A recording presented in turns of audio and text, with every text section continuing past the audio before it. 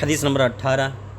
یہ حدیث حضرت عبادہ بن صامت رضی اللہ تعالیٰ عنہ سے مروی ہے۔ حدیث کے الفاظ ہیں: وعن عبادة بن الصامت قال قال رسول اللہ صلی اللہ علیہ وسلم وحولہ عصابة من اصحابہ۔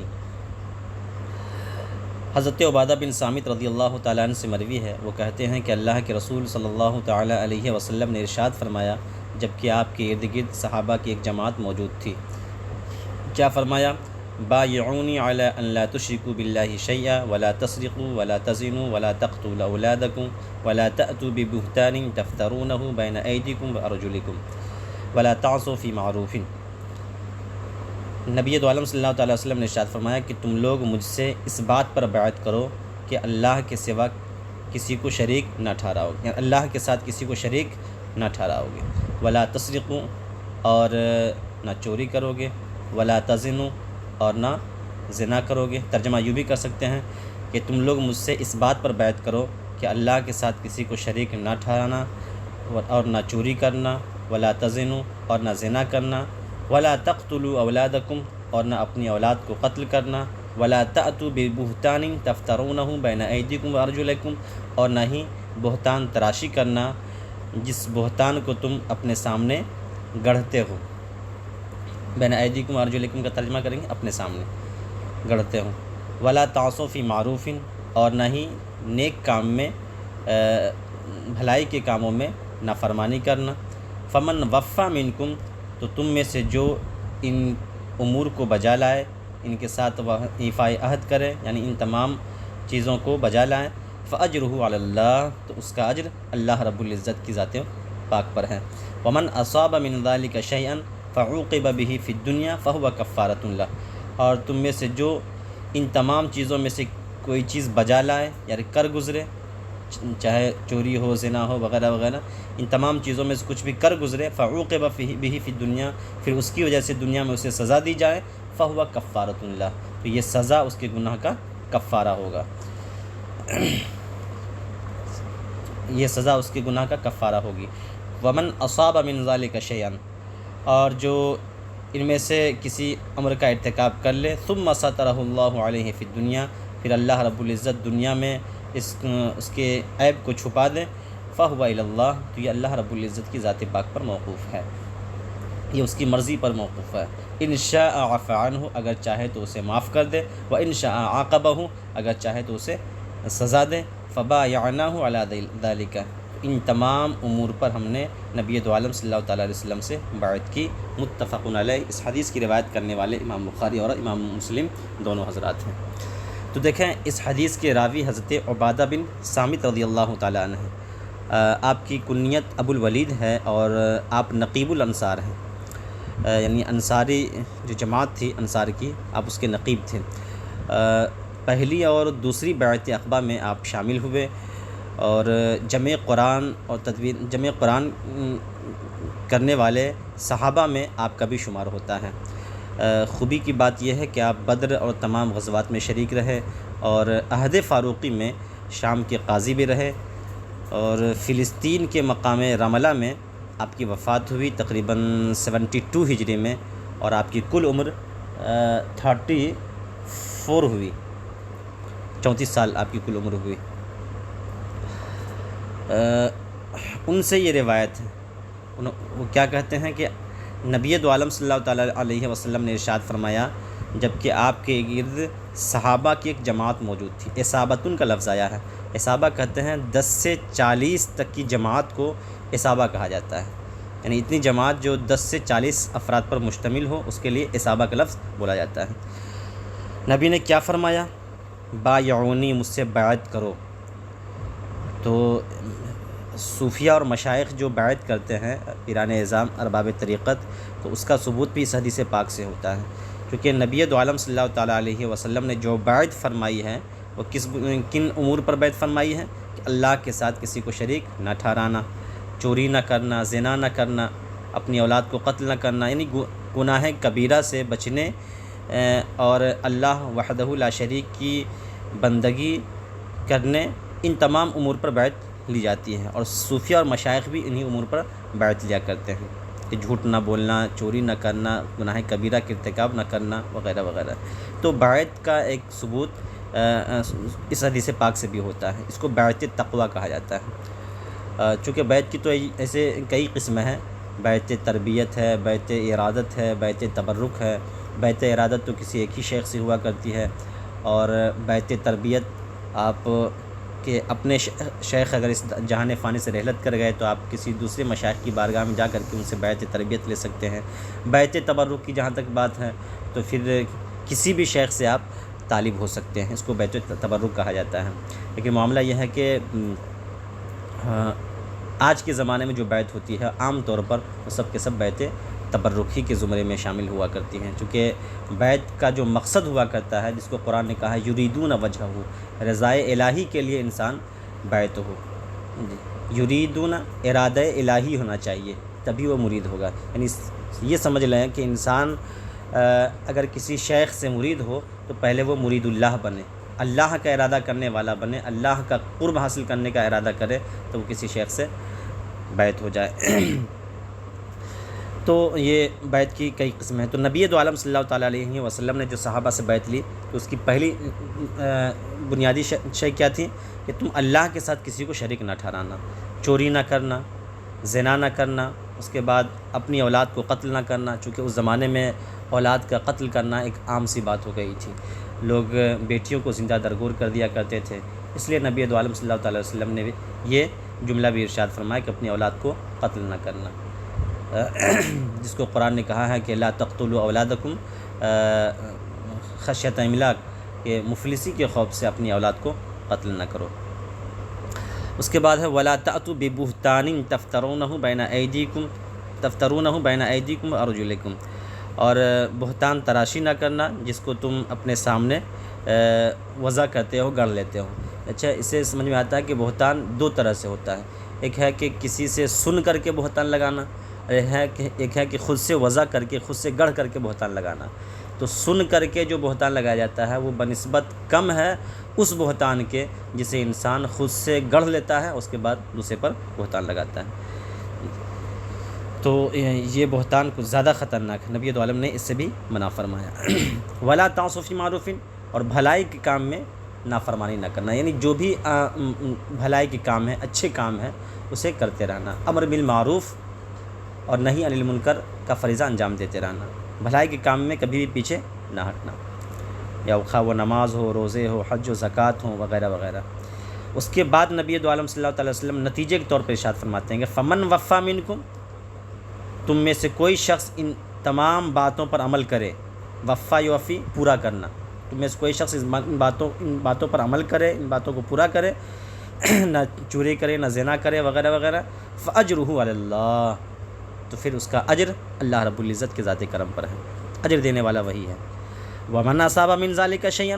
فعوقب به فی الدنیا فهو کفارۃ لہ، اور تم میں سے کوئی ان تمام امور میں سے کسی چیز کا ارتکاب کر لے، مان لیا جائے چوری کر لے یا زنا کر لے وغیرہ، فعوقب به فی الدنیا، پھر اس کی وجہ سے دنیا میں عذاب دیا جائے، فهو کفارۃ لہ، تو یہ ہے جو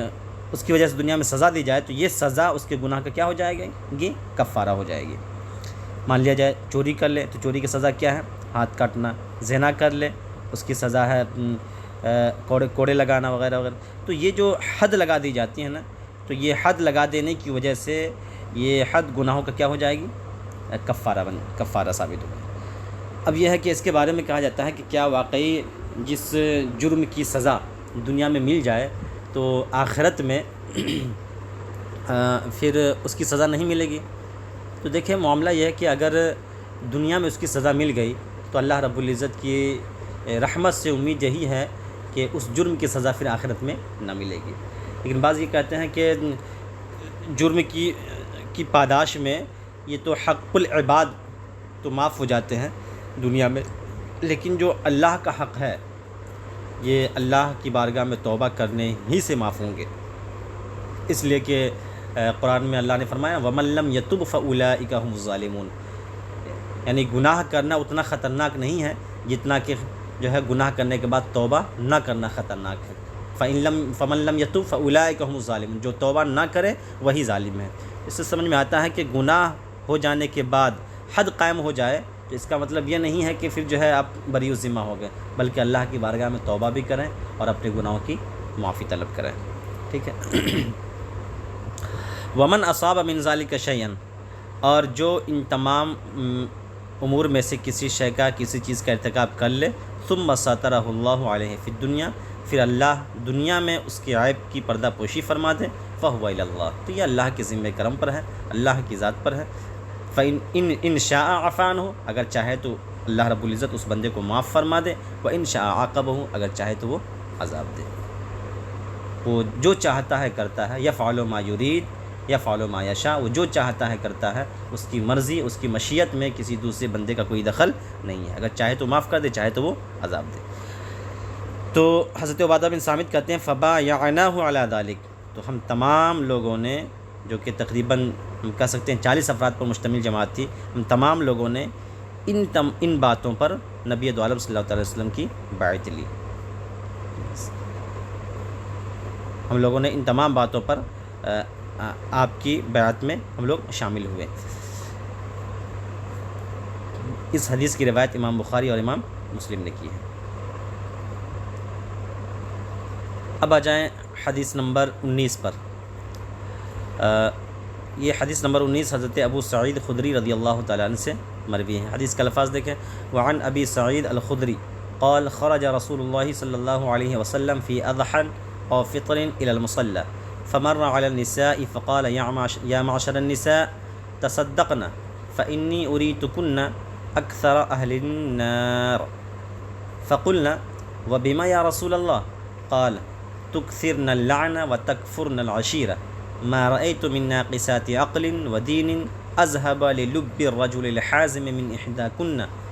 قلنا ما نقصان ديننا وعقلنا يا رسول الله قال أليس شهادة المرأة مثل نصف شهادة الرجل قلنا بلى قال فذلك من نقصان عقلها قال أليس إذا حادت لم تصلي ولم تصم قلنا بلى قال فذلك من نقصان دينها متفق علیہ۔ حضرت ابو سعید خدری رضی اللہ تعالیٰ عنہ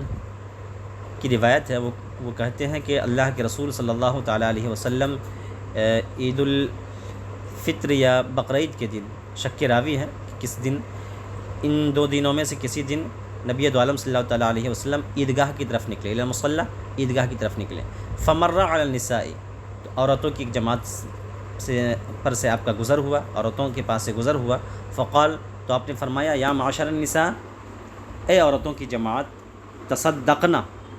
تم صدقہ کیا کرو، فإنی أریتکن اکثر اہل النار، اس لیے کہ ہم نے تم میں سے زیادہ، اس لیے کہ مجھے دکھایا گیا ہے کہ تم میں سے زیادہ عورتیں کیا ہوں، جہنمی ہوں۔ فقلنا، تو وہ عورتیں عرض گزار ہوئیں وبما یا رسول اللہ، اے اللہ کے رسول، کس سبب سے ہم لوگوں کو آپ نے زیادہ تر تعداد میں جہنم میں دیکھا ہے؟ قال، آپ نے فرمایا اس کی وجہ یہ ہے کہ تکثرن اللعن، تم عورتوں کی جماعت لعن و طعن زیادہ کرتی ہو، وتکفرن العشیر، اور اپنے شوہر کی ناشکری زیادہ کرتی ہو، ما رأیت من ناقصات عقل و دین اذهب للب الرجل الحازم من احداکن، میں نے تم میں سے کسی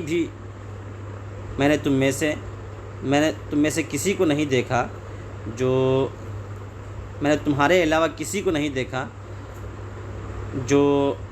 عقل مند آدمی کے دماغ کو معاف کرنے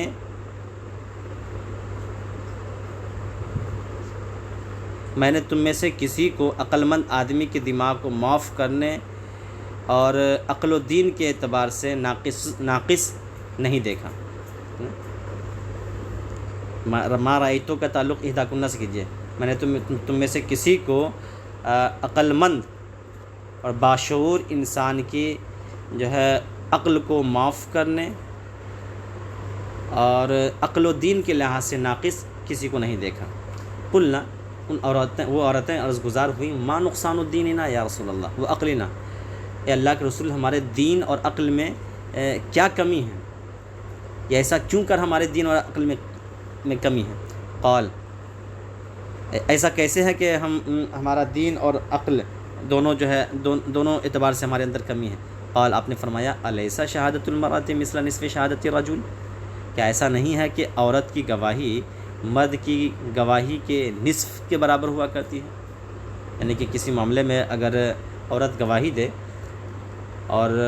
ایک طرف مرد ہو تو مرد کی ایک گواہی عورت کی 2 گواہی کے برابر ہوا کرتی ہے، عورت کی 2 گواہی مرد کے 1 گواہی کے برابر ہوا کرتی ہے۔ ٹھیک ہے، یہ بعض معاملات میں ہے، ورنہ کچھ معاملات میں عورت کی 1 گواہی بھی جو ہے کافی ہوا کرتی ہیں۔ قلنا، عورتیں عرض گزار ہوئیں بلا، کیوں نہیں اللہ کے رسول، ایسا ہی ہے۔ قال آپ نے فرمایا فذلک من نقصان عقلہا، یہ عورتوں کی عقل کی کمی کے باعث ہے کہ مرد کی جو ہے 1 گواہی عورت کی 2 گواہی کے برابر ہوا کرتی ہے۔ قال آپ نے فرمایا پھر کہ الیسا اذا حاضت لم تصلی ولم تصم،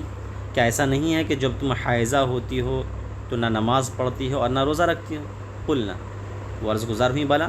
کیوں نہیں اللہ کے رسول، ایسا ہی ہے۔ قال آپ نے فرمایا فذلک من نقصان دینہا، یہ اس کے دین کی کمی ہے۔ متفق علیہ، اس حدیث کی روایت امام بخاری اور امام مسلم نے کی ہے۔ اب یہاں پہ دیکھ لیں، اس حدیث کے راوی حضرت ابو سعید خدری رضی اللہ تعالیٰ عنہ، حضرت ابو سعید خدری رضی اللہ تعالیٰ عنہ کا پورا نام سعد بن مالک انصاری ہے۔ خدرہ یہ انصار کا ایک قبیلہ ہے جس کا نام ہے، اور اسی کی طرف منسوب ہو کر کے آپ خدری کہلاتے ہیں۔ آپ بڑے عالم ہیں اور احادیث کے ماہر صحابیوں میں آپ کا شمار ہوتا ہے۔ غزوہ خندق اور تقریباً 12 غزووں میں آپ حضور صلی اللہ تعالیٰ علیہ وسلم کے شریک و سہیم رہے۔ آپ 84 سال کی عمر پا کر 64 ہجری میں وفات پا گئے، جنت البقیع میں آپ کی قبر شریف ہے۔ تو آپ یہ روایت کرتے ہیں کہ نبی دو عالم صلی اللہ تعالیٰ وسلم عید کے دن یا بقرعید کے دن عیدگاہ کی طرف نکلے۔ ٹھیک ہے، یہ شک کے راوی ہے، اس لیے اضحیٰ او فطر دونوں لفظ لائے گئے ہیں۔ فمر علی النساء، تو عورتوں کے پاس سے آپ کا گزر ہوا، چونکہ اس زمانے میں عورتوں کو بھی عیدگاہ وغیرہ جانے کی اجازت تھی، عورتیں جاتی تھیں اور اسلامی احکامات و بیانات سماعت کرتی تھیں، اور باضابطہ مردوں کے جو ہے کے ساتھ وہ نماز بھی پڑھا کرتی تھی۔ لیکن بعد میں عہد فاروقی میں عورتوں کو عیدگاہ اور مسجد وغیرہ جانے سے منع کر دیا گیا۔ تو چونکہ اس زمانے میں جائز تھا، اس لیے عورتیں بھی عیدگاہ جاتی تھیں۔ فقال، تو آپ نے فرمایا اے عورتوں کی جماعت، تم صدقہ کرو، اس لیے کہ مجھے دکھایا گیا ہے کہ تم میں سے زیادہ تر عورتیں جہنم میں ہوں۔ تو اس سے سمجھ میں آتا ہے کہ جہنم سے چھٹکارے اور نجات پانے کے لیے صدقہ کرنا انتہائی مفید اور نفع بخش ہے، کہ صدقہ جو ہے انسان کو جہنم کی آگ سے بھی بچا سکتا ہے۔ اس لیے تو نبی دو عالم صلی اللہ تعالیٰ علیہ وسلم نے صدقہ کرنے کا حکم دیا ہے۔ اس کے بعد وہ عورتیں عرض گزار ہوئی وَمِمَّا یا رسول اللہ، یہ ایسا کیوں ہے کہ ہم میں سے زیادہ تر تعداد کو اپنے جہنم میں دیکھا ہے؟ قال آپ نے فرمایا اس کی وجہ یہ ہے کہ تکثرن اللعان، تم عورتوں کی جماعت کی عادت یہ ہے کہ تم لعن و طعن زیادہ کرتی ہو، لعن و طعن زیادہ کرتی ہو۔ ایک عورت کا ایک تو شیوا ہی ہے، تقریباً عام طور پہ عورتوں کے اندر یہ چیزیں پائی جاتی ہیں۔ تو اس سے سمجھ میں آتا ہے کہ لعن طعن کرنا یہ جہنم میں جانے کا سبب ہے۔ اس سے وہ حضرات عبرت حاصل کریں جو سب صحابہ اور صحابہ پر لعن طعن کو بالکل اپنے لیے فخر اور عبادت کا ذریعہ سمجھتے ہیں، اس لیے کہ اس سے سمجھ میں آتا ہے کہ جو لوگ اس طرح کی حرکتیں کرتے ہیں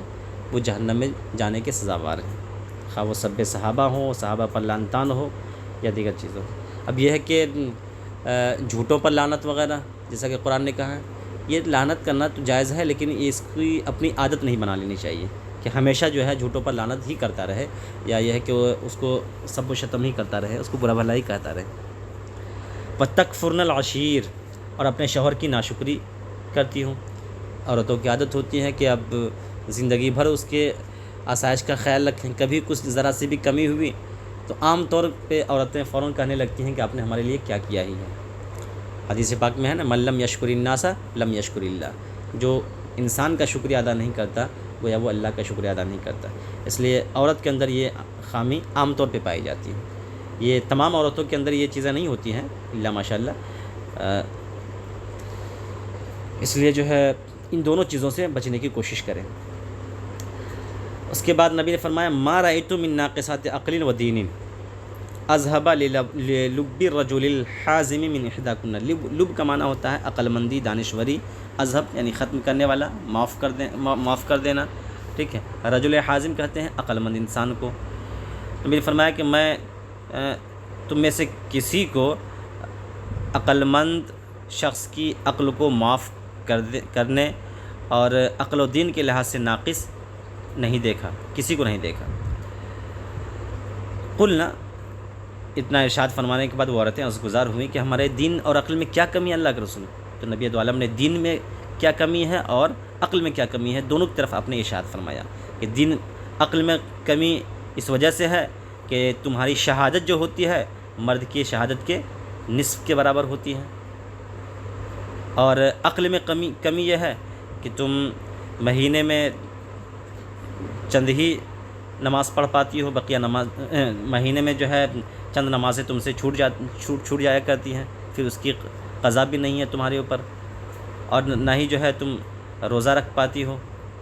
ہاں اگر رمضان میں جو ہے اگر قضا ہو تو پھر رمضان چونکہ روزے چونکہ سال میں ایک مرتبہ آتے ہیں اس لیے اس کی قضا کا حکم دیا گیا ہے حیضہ کے لیے، لیکن نماز چونکہ اگر قضا ہو جائے تو حالت حیض میں تو پھر جو ہے اس کی قضا بھی نہیں ہے، اس کی ادائیگی کوئی صورت نہیں ہے۔ اس لیے نبی نے فرمایا کہ جب تم حیضہ ہوتی ہو تو نہ نماز پڑھتی ہو اور نہ ہی روزے رکھتی ہو، تو یہ تمہارے دین کی کمی ہے۔ تو اس سے یہ نہ سمجھ لینا چاہیے کہ جتنی عورتیں ہوتی ہیں وہ سب کے سب ناقص العقل ہوا کرتی ہیں۔ یہ ایک غلط فہمی ہے جو عام طور پر اڑا دی گئی ہے، اور لوگ یہی سمجھتے ہیں کہ مرد ہی صرف عقل میں پختگی اور فہم و فراست میں بالغی رکھتا ہے، ایسا نہیں ہے، بلکہ عورتیں بھی عقل و فہم کے اعتبار سے بہت اعلیٰ درجے کی ہوا کرتی ہیں، بلکہ بعض عورتیں تو ایسی ہوا کرتی ہیں جو مردوں سے بھی انتہائی اعلیٰ مقام پر فائز ہوا کرتی ہیں۔ اب دیکھ لیں حضرت عائشہ صدیقہ رضی اللہ تعالیٰ عنہ اور حضرت خاتون جنت فاطمہ الزہرا رضی اللہ تعالیٰ عنہ، وہ ہم جیسے مردوں سے کروڑہ گنا بہتر اور افضل و اعلیٰ ہیں، عقل کے لحاظ سے، فہم و فراست کے لحاظ سے، تفقہ دین کے لحاظ سے، ہر لحاظ سے ہم سے فائق و برتر ہیں۔ تو ایسا نہیں ہے کہ تمام عورتوں کے لیے حکم ہے، یہ بعضیت کے بارے میں آپ کہہ سکتے ہیں کہ بعض عورتیں، زیادہ تر عورتیں سمجھے اس میں شامل ہوا کرتی ہیں، نہ تمام کو اگر شامل کریں گے تو پھر بڑی بڑی صحابیہ اور جو ہے اللہ کی ولیہ بھی گزری ہیں جو ہم لوگوں سے کروڑہ گنا بہتر اور اعلیٰ اور افضل تھیں۔ تو عورتوں کی ناقص العقلی کا مسئلہ ایک باضابطہ ایک الگ ایشو ہے، ایک الگ مسئلہ ہے جس پر غور کرنے اور جس کو سمجھنے کی سخت ضرورت ہے۔ اس حدیث کی روایت امام بخاری اور امام مسلم نے کی ہے۔